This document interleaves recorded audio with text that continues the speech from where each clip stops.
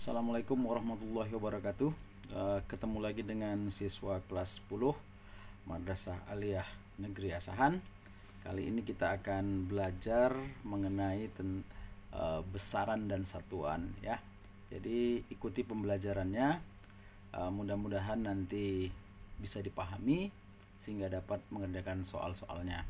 Di akhir pembelajaran nanti ada tugas. Jadi ada sekitar 10 tugas atau soal latihan. 4 diantaranya harus dikerjakan kemudian dilaporkan. Untuk yang 6 lagi silahkan kerjakan di buku catatan. Jadi untuk tugas-tugas fisika atau soal-soal fisika tolong ya dikerjakan di buku catatannya. Oke, kita ikuti pembelajarannya. Assalamualaikum warahmatullahi wabarakatuh. Kita akan mengikuti pembelajaran fisika kelas 10 ya. Seperti yang telah kita sampaikan di pengantar fisika. Jadi ada beberapa nanti materi yang kita pelajari di kelas 10. Yang pertama, kita akan belajar tentang pengantar fisika. Kita sudah laksanakan bulan lalu. Sekarang kita akan mengikuti pembelajaran yang kedua, yaitu besaran dan satuan ya. Besaran dan satuan. Jadi materi-materi apa aja yang kita akan bahas nanti di besaran dan satuan, itu nanti kita akan bicara sedikit tentang besaran dan satuannya. Mungkin ada sejarahnya sedikit. Kemudian ada besaran pokok dan besaran turunan. Selanjutnya kita akan bicara tentang besaran pokok. Kemudian nanti kita akan bicara tentang pengukurannya ya, atau angka pentingnya. Inilah materi-materi nanti yang akan kita bicarakan. Nanti untuk besaran vektor kita khusus sendiri mempelajari tentang besaran vektor. Anak-anak didik sekalian, kita akan mulai materi besaran dan satuan ya. Oke, besaran dan satuan. Jadi materi ini adalah bab pertama dari pembelajaran fisika di kelas 10. Kenapa kita harus belajar besaran dan satuan? Karena besaran dan satuan adalah hal dasar yang perlu kita ketahui terkait dengan ukuran benda-benda yang ada di muka bumi.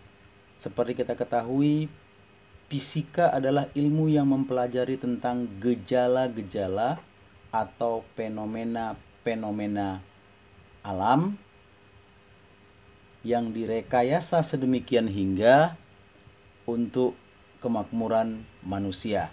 Jadi dasar merekayasa ini ya harus kita mulai dengan mengukur dulu atau mengetahui benda-benda yang ada di muka bumi. Jadi ketika pengukuran belum disepakati, maka semua daerah atau semua tempat memiliki besaran dan satuannya masing-masing ya. Misalnya terkait dengan panjang, ketika kita masih kecil, kita sering mengukur setiap benda itu dengan jengkal ya, dengan jengkal. Misalnya jaraknya antara kotak dengan guli 2 jengkal atau 3 jengkal, misalnya begitu. Atau terkait dengan jarak yang lebih jauh, misalnya batu. Jadi jarak antara kisaran dengan Tanjung Balai sekitar 28 batu gitu. Jadi kalau di istilah batu ini banyak dipakai di daerah-daerah yang masih dipengaruhi budaya Batak. Jadi Simalungun, Asahan Atas itu menggunakan istilah batu untuk jarak. Kalau di Cina itu menggunakan istilah tile atau tombak ya. Banyak lagi yang terkait dengan panjang ini. Jadi perbedaan penggunaan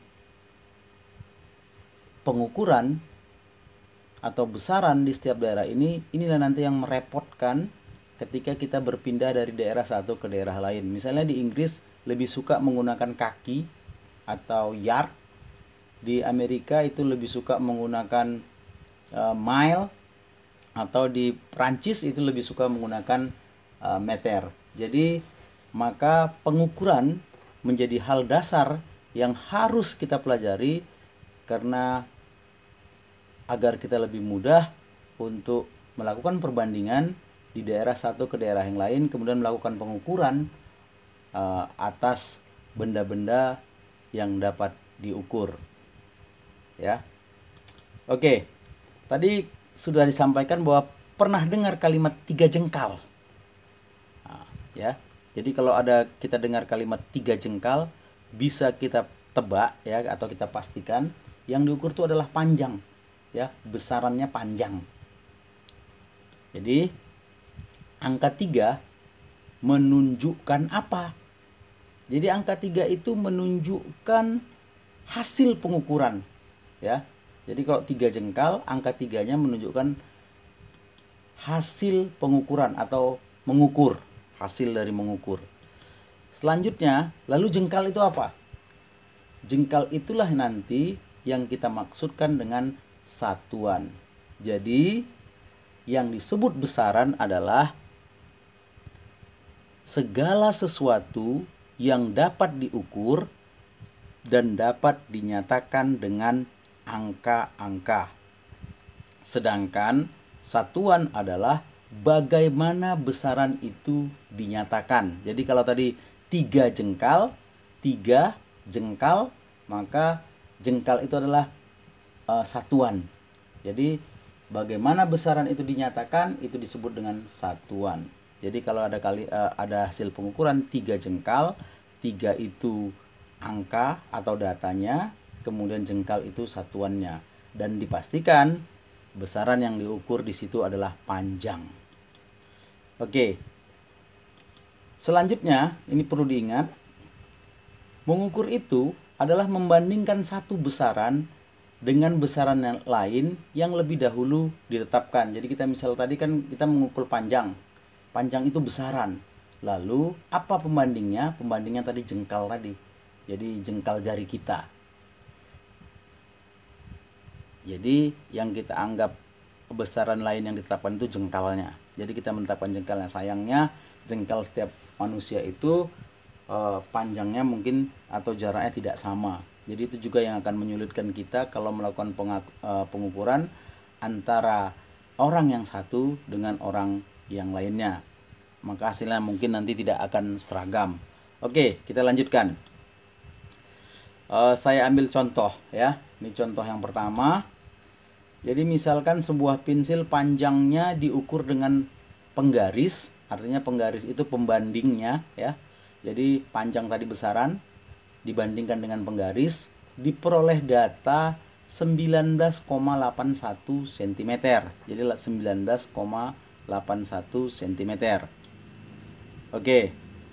Maka besarannya yang kita ukur tadi adalah panjang ya, besarannya panjang. Kemudian hasil pengukurannya 19,81. Ini 19,81. Kemudian satuannya adalah cm atau disingkat dengan cm ya, cm. Oke. Alat ukurnya sini penggaris. Ini dari analisis dari soal di atas ya. Sedangkan data hasil pengukuran ditulis harus mengikuti aturan. Jadi ada aturannya. Aturan inilah yang disebut sering nanti aturan angka penting ya. Jadi bagaimana kita melaporkan hasil data yang kita peroleh dengan membandingkan suatu panjang pensil dengan penggaris ya. Maka cara menuliskannya, M ini hasil pengukuran, itu harus ada angka pasti ditambah angka taksiran. Jadi kalau hasilnya misalnya 19,81, maka kita pastikan 19,8 itu ya, 19,8 19 itu udah pasti angka pasti. Yang 0,81 itu harus angka taksiran. Oke, cara menuliskannya Jadi hasil pengukuran tadi kita tuliskan 19 tambah 0,8. Ini harusnya buka kurung tutup kurung sentimeter ya. Buka kurung tutup kurung sentimeter. 19 tambah 0,8. Jadi 19 angka pasti, 0,8 angka taksiran. Catatan ya. Ini perlu diingat, hanya boleh satu angka taksiran. Makanya di sini kan tadi 81, 0,81 ini kita bulatkan ke bawah. Jadi 0,8. Jadi hanya boleh satu angka taksiran. Oke, yang kedua. Yang kedua, misalkan ada sekelompok siswa yang melakukan pengukuran massa benda menggunakan alat neraca pegas. Dalam pengukuran itu terlihat penunjukan skala ya, penunjukan skala seperti gambar 21. Ini gambar 21. Jadi ada angka 0 sampai angka 10. Cuman persoalannya dia belum sampai di angka 10 tapi sudah melewati angka angka berapa nih, 1 2 3 4 5 6 7 8, sudah melewati angka 8 tapi mendekati angka 9. Jadi di sini dia posisinya ya. Dalam pengukuran itu terlihat menunjukkan skala seperti gambar 12. Agnia menuliskan hasilnya 8,85 gram, sedangkan John menuliskan hasilnya 8,9 gram. Manakah hasil yang benar? Oke. Penyelesaiannya, angka pastinya sudah pasti 8. Ya, karena dia belum sampai 9, angka pastinya 8. Angka taksirannya 0,9 gram. Hanya boleh satu angka taksiran. Jadi ingat, hanya boleh satu angka taksiran. Jadi tadi kalau ada menuliskan 8,85 itu berarti 2 angka taksiran. Sekarang kalau 8,5 biasanya digenapkan ke atas ya. Makanya dia menjadi 9 ya. Jadi angka pastinya 8, angka taksirannya 0,8. Ya, 0,8. Berarti hasilnya 8,8 gram. Jadi yang lebih dekat, lebih tetap adalah hasil John. Kenapa? Karena John hanya memiliki satu angka taksiran, sedangkan Agnia 8,85 angka taksiran. Oke, jadi yang mendekati angka taksirannya 0,9. Jadi ini tadi sebenarnya harusnya 0,9 ya. 8 tambah 0,9 maka hasilnya 8,9. Jadi sesuai dengan hasil John. Jadi ini gambar kira-kira gambar neraca pegasnya. Oke, kita lanjutkan.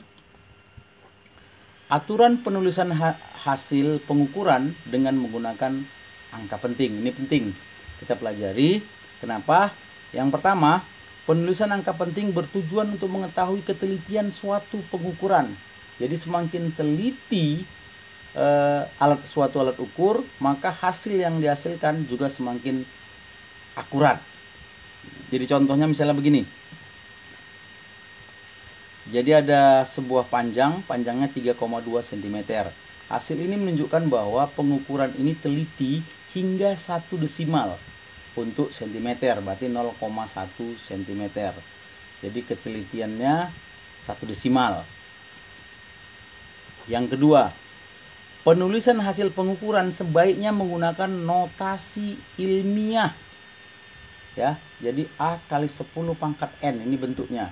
Jadi artinya A itu antara angka 1 sampai angka 10. Jadi 1 sampai 10, antara 1 sampai 10. Jadi bukan 10. Jadi 1 sampai 9 saja ya. Dia lebih besar dari 1, lebih kecil dari 10. Oke. Misalkan hasil pengukuran 3,2 cm seperti pada soal pada keterangan nomor 1. Jadi kalau kita ubah satuannya ke dalam meter, hasilnya 3,2 dibagi 100 itu hasilnya jadi 0,032.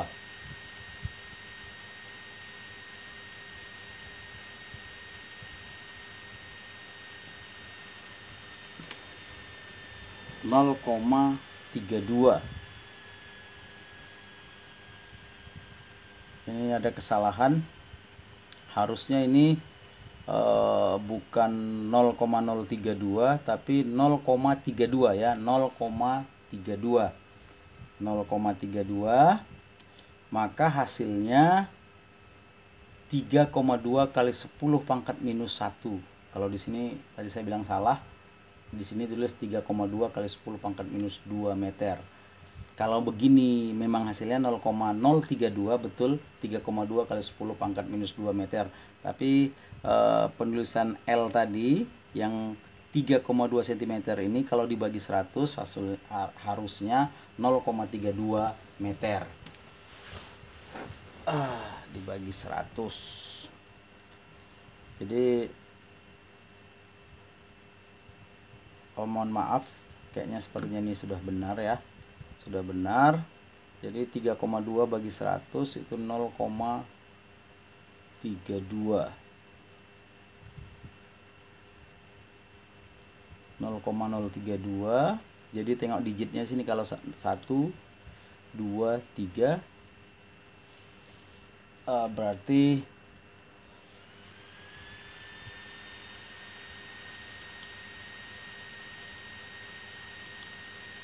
tadi, sorry terpijit. Oke, kita lanjutkan. Jadi misalkan tadi 32 bagi 100, ya sudah betul ini. Tadi ada sedikit ralat, jadi dibagi 100 jadi 0,032, maka hasilnya 3,2 kali 10 pangkat minus 2 meter. Jadi angka pentingnya hanya 2 ya, 3 dan 2. 2 angka penting. Jadi yang ini notasi ilmiah tidak kita hitung karena angka 0 setelah angka bukan 0 itu termasuk angka penting, tapi kalau angka 0 sebelum angka bukan 0 itu bukan angka penting ya. Oke, kita lanjutkan. Jadi semua angka bukan 0 merupakan angka penting. Contohnya suatu pengukuran tebal benda memperoleh nilai diameter 35,28 cm, berarti nilai tersebut memiliki 4 angka penting ya. 4 angka penting. Oke, untuk angka 0 memiliki kriteria tersendiri, yaitu angka 0 di antara bukan 0 termasuk angka penting. Jadi misalnya 1, 0, 0, 1. Jadi itu termasuk angka penting ya. Angka 0 di sebelah kanan angka bukan 0 termasuk angka penting kecuali ada keterangan tertentu. Contohnya, jadi angka 0 di sebelah kanan ya. Di sebelah kanan angka bukan 0 termasuk angka penting kecuali ada keterangan tertentu. Kemudian yang ketiga, angka 0 di sebelah kiri angka bukan 0 termasuk bukan 0, tidak termasuk angka penting. Ini tadi kalau contohnya tadi 3,023, ini contoh yang pertama yang A. Ini 4 angka penting. Kenapa? Karena angka 0 di antara bukan 0 termasuk angka penting. Contoh yang kedua, 4,5000 ini 3 angka penting. Ya. Kemudian yang terakhir 0,025 cm sama dengan 2 angka penting ini. Angka di sebelah kiri angka bukan 0 tidak termasuk angka penting. Ini bukan angka penting, tapi kalau yang ini 0-nya termasuk angka penting. Ya, termasuk angka penting. Oke.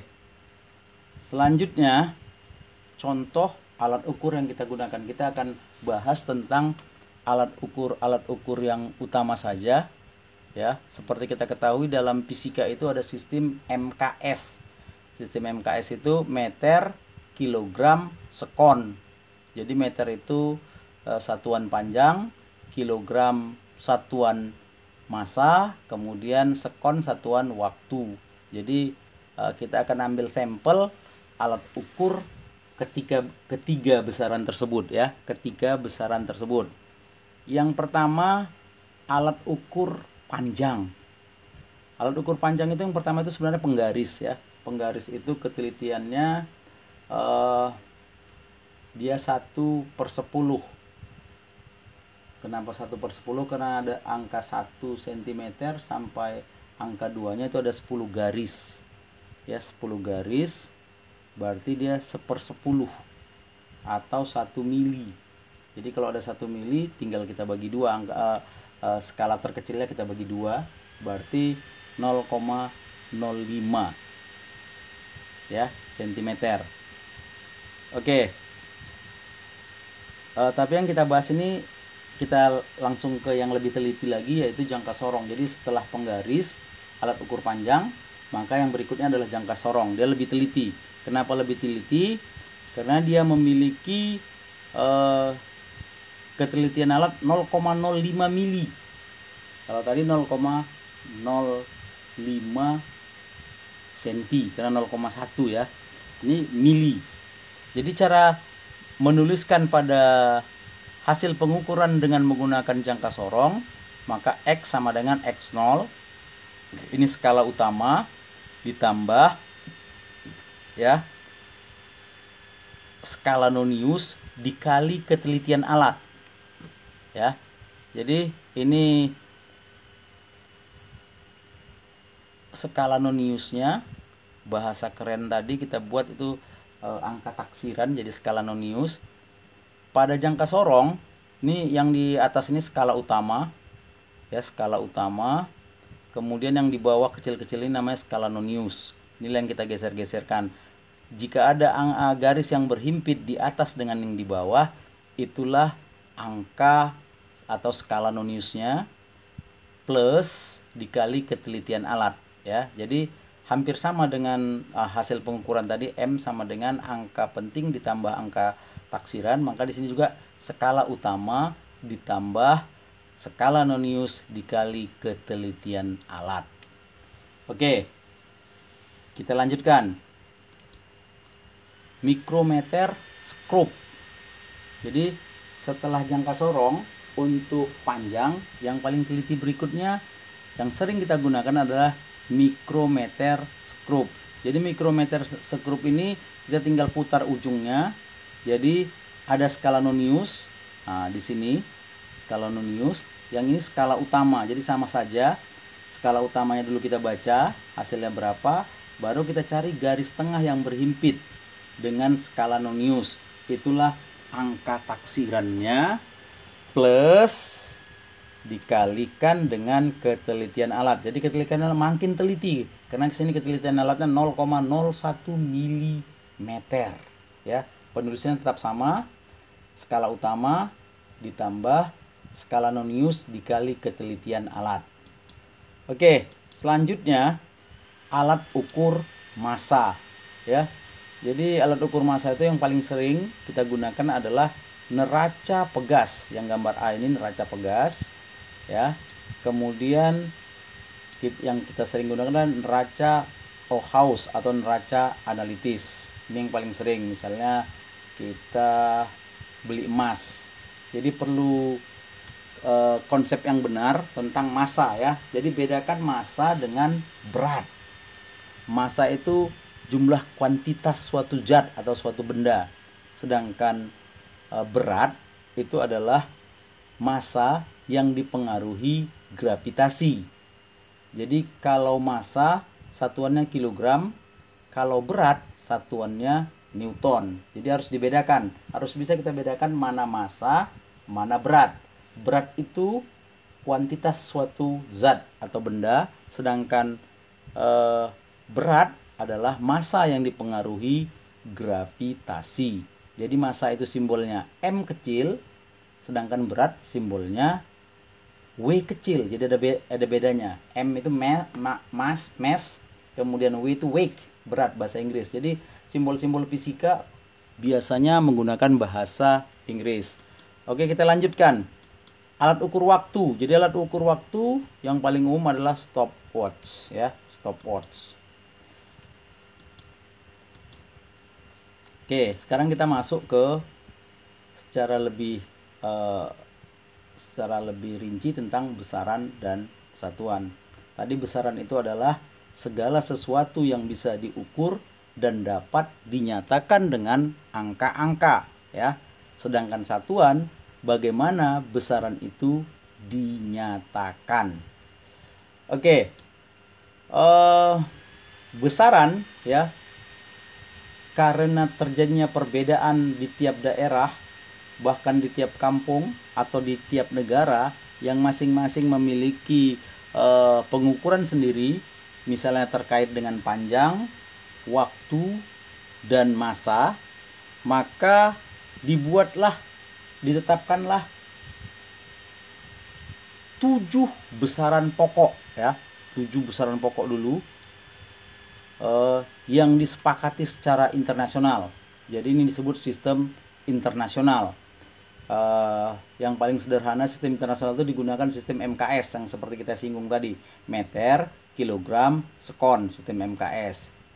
Ya, jadi sebenarnya sistem internasional ini ada 7. Jadi kalau cuman MKS cuman 3 saja, panjang, masa, waktu, ya. Jadi 7 besaran pokok itu yang pertama panjang, simbolnya L kecil, satuannya meter. Kemudian yang kedua masa, lambangnya M kecil, satuannya kilogram atau disingkat kg. Kemudian waktu itu T kecil lambangnya, satuannya sekon disingkat S. Kemudian suhu lambangnya T besar, satuannya Kelvin atau K besar. Kemudian kuat arus itu lambangnya I, satuannya ampere atau A besar. Intensitas cahaya lambangnya IN, satuannya kandela atau CD.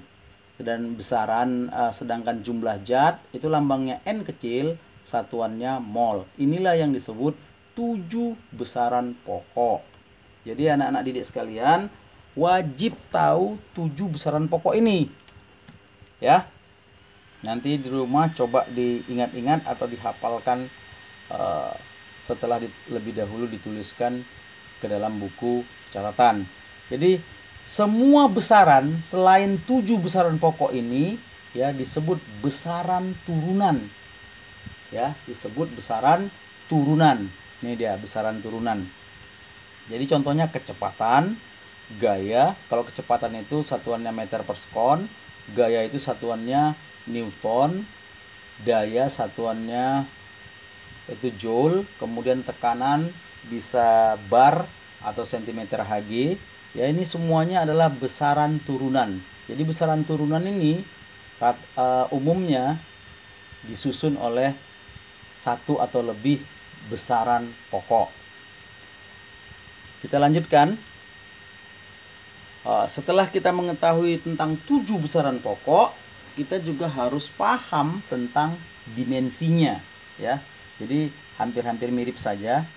Jadi misalnya besaran panjang itu dimensinya L besar. Tapi jangan lupa kurungnya, ya.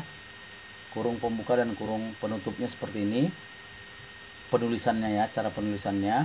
Kemudian massa itu dimensinya M besar, waktu itu T besar, suhu itu seperti theta, kuat arus I besar, intensitas cahaya itu J, kemudian jumlah zat itu N. Ini yang disebut dimensi, ya. Jadi misalkan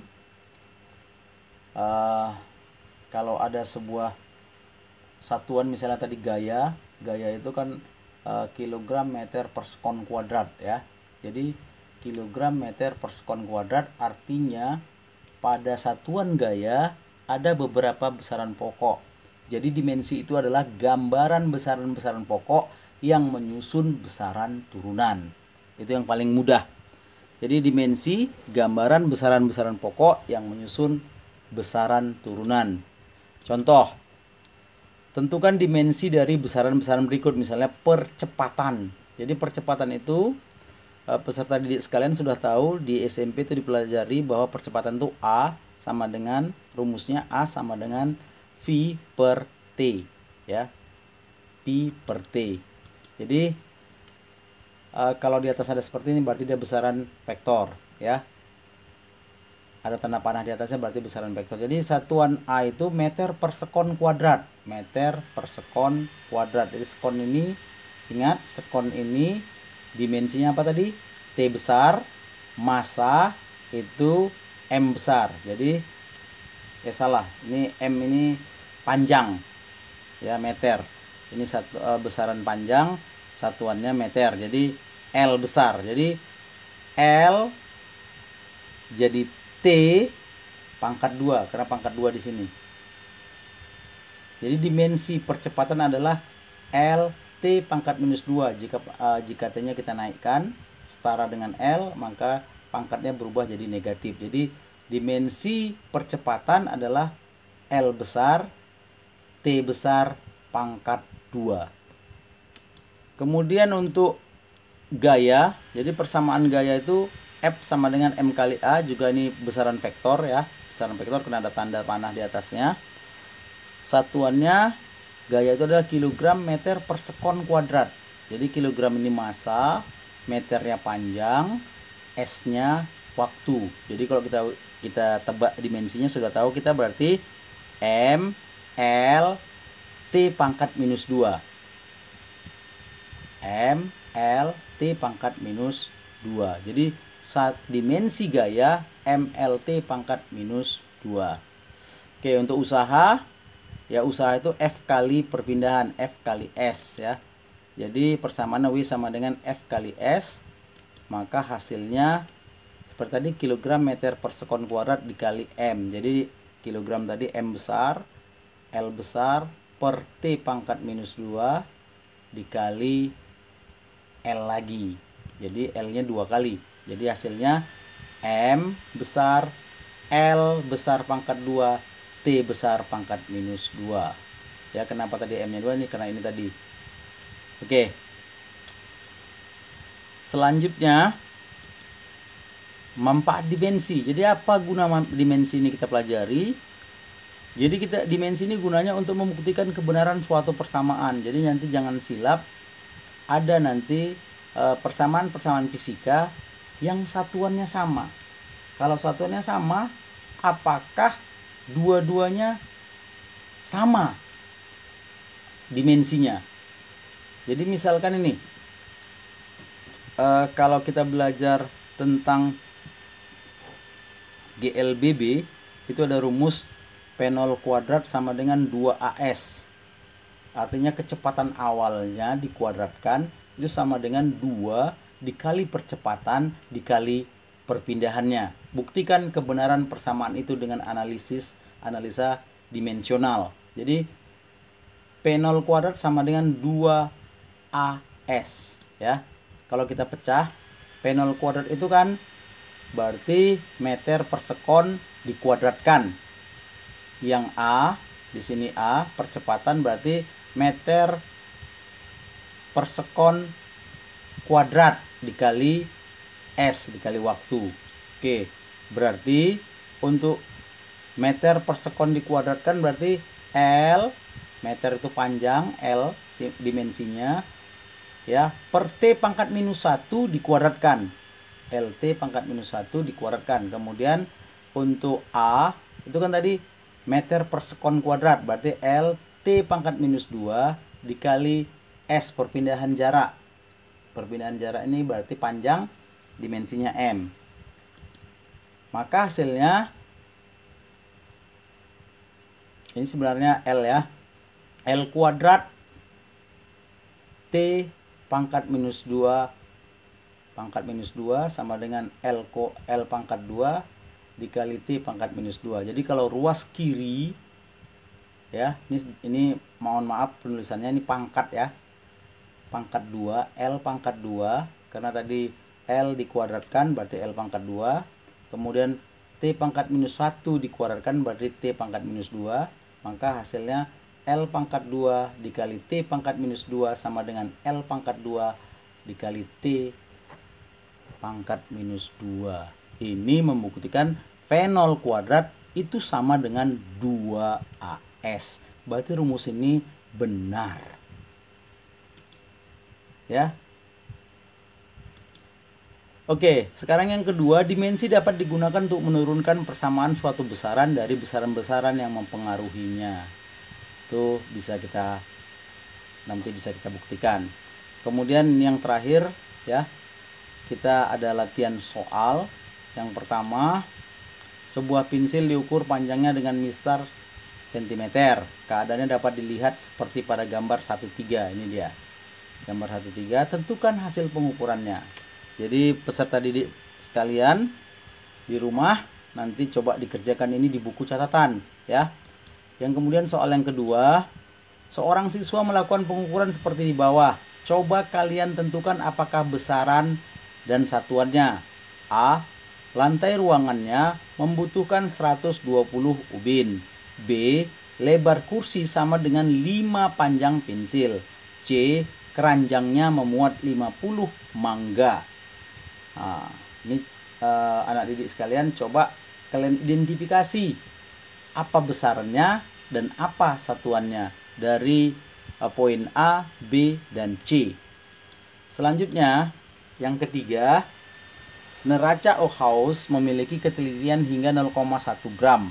Ada 4 siswa yang mengukur massa benda dan hasilnya dapat dilihat seperti berikut. Benarkah data tersebut? Berikan alasanmu. Jadi coba kerjakan ini. A.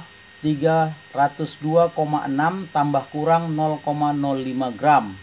B. 21,15 tambah kurang 0,05 gram. Yang kelima, sekelompok siswa melakukan pengukuran perpanjangan pegas delta X yang diberikan gaya F seperti pada gambar. Data yang diperoleh tertulis nomor 1, F-nya 1 Newton, pertamaan panjangnya 5 cm. Yang kedua, data yang kedua, gayanya 1,2 Newton, pertamaan panjangnya 5,8 cm. Yang ketiga, gayanya 1,5 Newton, pertamaan panjangnya 7,1 cm.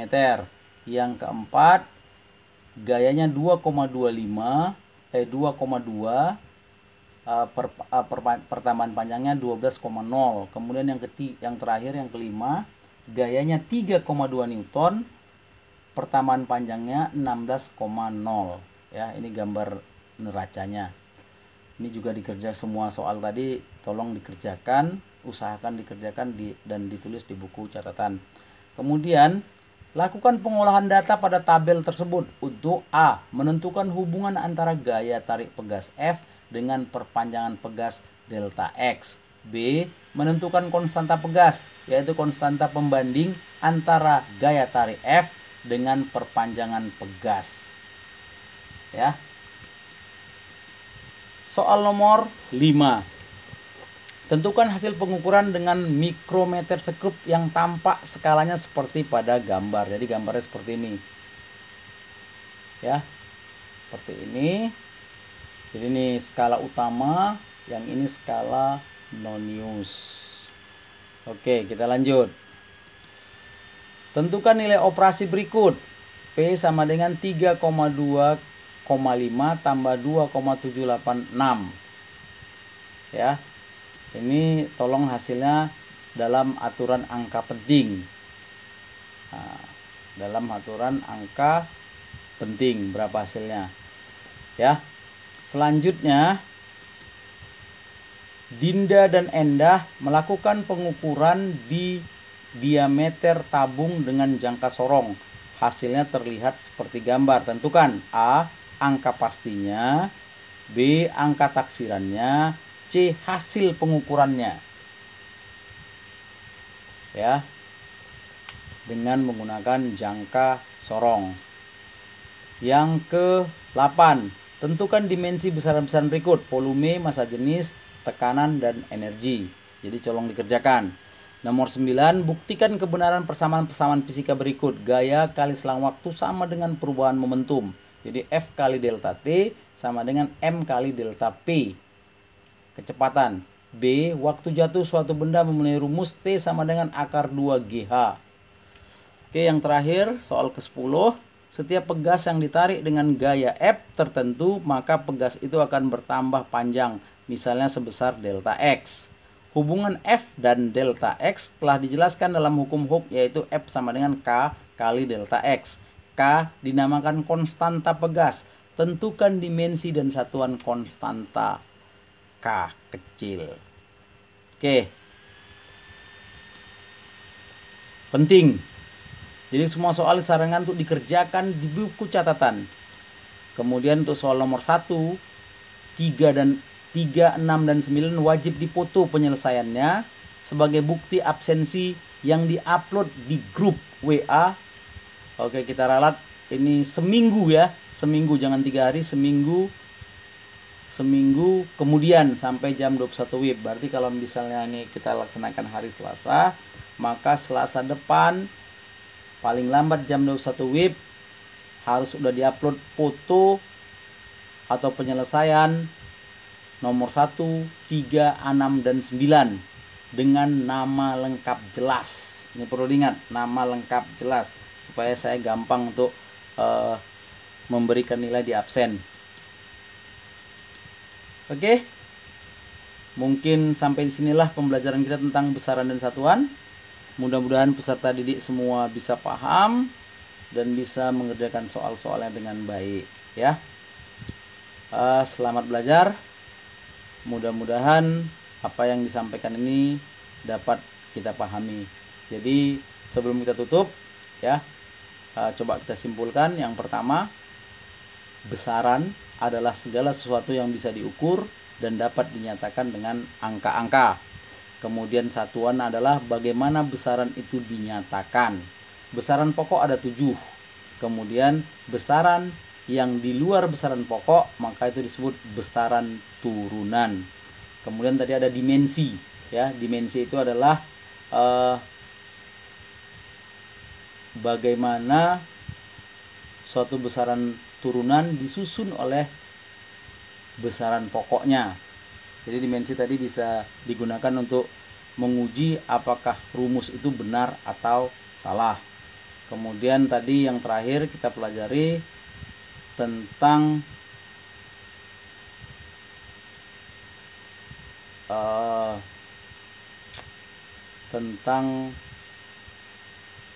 dimensi ya. Jadi rumus-rumus yang terkait dengan dimensinya, kemudian ada angka penting. Jadi jangan lupa dalam laporan hasil pengukuran itu ada angka penting ditambah angka taksiran. Demikian pembelajaran besaran dan satuan. Kita akan ketemu lagi di materi fisika kelas 10 pada minggu depan. Saya akhiri. Wabillahi taufik wal hidayah. Assalamualaikum warahmatullahi wabarakatuh.